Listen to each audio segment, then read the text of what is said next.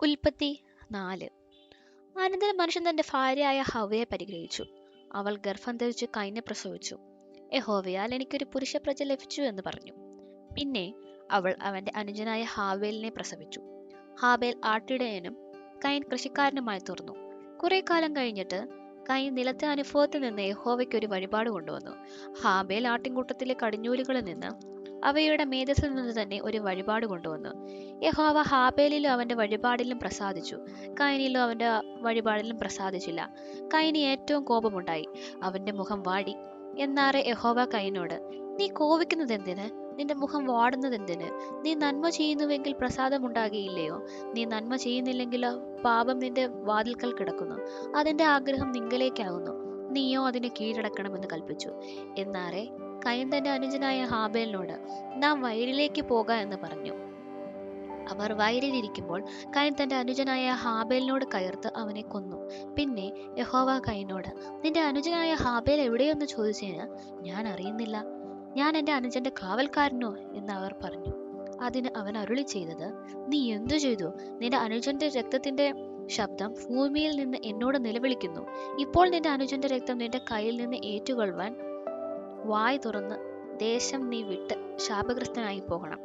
നീ കൃഷി ചെയ്യുമ്പോൾ നിലം ഇനിമേൽ നിന്റെ വീര്യം നിനക്ക് തരികയില്ല, നീ ഭൂമിയിൽ ഉഴന്നലയുന്നവനാകും. കൈൻ യഹോവയോട്, എന്റെ കുറ്റം പൊറുപ്പാൻ കഴിയുന്നതിനേക്കാൾ വലുതാകുന്നു. ഇതാ, നീ എന്നെ ആട്ടിക്കളയുന്നു. ഞാൻ തിരുസന്നിധി വിട്ട് ഒളിച്ച് ഭൂമിയിൽ ഉഴന്നലയുന്നവനാകും. ആരെങ്കിലും എന്നെ കണ്ടാൽ എന്നെ കൊല്ലുമെന്ന് പറഞ്ഞു. യഹോവ അവനോട്, അതുകൊണ്ട് ആരെങ്കിലും കൈനെ കൊന്നാൽ അവന് 7 ഇരട്ടി പകരം കിട്ടും എന്ന് അരുളി ചെയ്തു. കൈനെ കാണുന്നവർ ആരും കൊല്ലാതിരിക്കേണ്ടതിന് യഹോവ അവനൊരടയാളം വെച്ചു.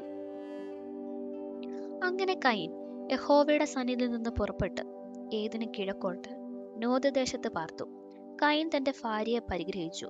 അവൾ ഗർഭം ധരിച്ച് ഹാനോക്കിനെ പ്രസവിച്ചു. അവൻ ഒരു പട്ടണം പണിതു, ഹാനോക്കെ എന്ന് തന്റെ മകന്റെ പേരിട്ടു. ഹാനോക്കിന് ഈരാദ് ജനിച്ചു. ഈരാദ് മെതുയേലിനെ ജനിപ്പിച്ചു. മെതുയേൽ മെതുശലേഹിനെ ജനിപ്പിച്ചു. മെതുശയേൽ ലാമേക്കിനെ ജനിപ്പിച്ചു. ലാമേക്ക് 2 ഭാര്യമാരെ എടുത്തു. ഒരുത്തിക്ക് ആദ എന്നും മറ്റവൾക്ക് സില്ല എന്നും പേർ. ആദ യാബാലിനെ പ്രസവിച്ചു.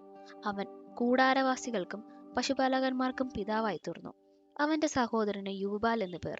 ഇവൻ കിന്നരവും വീണയും ഉപയോഗിക്കുന്ന എല്ലാവർക്കും പിതാവായി തീർന്നു. സില്ല തൂബാൽ കൈനെ പ്രസവിച്ചു. അവൻ ചെമ്പുകൊണ്ടും ഇരുമ്പുകൊണ്ടുമുള്ള ആയുധങ്ങളെ തീർക്കുന്നവനായി തീർന്നു. തൂബൽ കൈന്റെ പെങ്ങൾ നയമ ലാമേക്ക് തന്റെ ഭാര്യയോട് പറഞ്ഞത്, ആദയും സില്ലയുമായി ഉള്ളവരെ എന്റെ വാക്ക് കേൾക്കുവിൻ. ലാമേക്കിൻ ഭാര്യമാരെ എന്റെ വചനത്തിന് ചെവി തരുവിൻ. എന്റെ മുറിവിന് പകരം ഞാൻ പുരുഷനെയും എന്റെ പരിക്കിന് പകരം ഞാനൊരു യുവാവിനെയും കൊല്ലും. കൈന് വേണ്ടി 7 ഇരട്ടി പകരം ചെയ്യുന്നുവെങ്കിൽ ലാമേക്കിന് വേണ്ടി 70 ഇരട്ടി പകരം ചെയ്യും. ആദാം തന്റെ ഭാര്യയെ പിന്നെയും പരിഗ്രഹിച്ചു. അവൾ ഒരു മകനെ പ്രസവിച്ചു.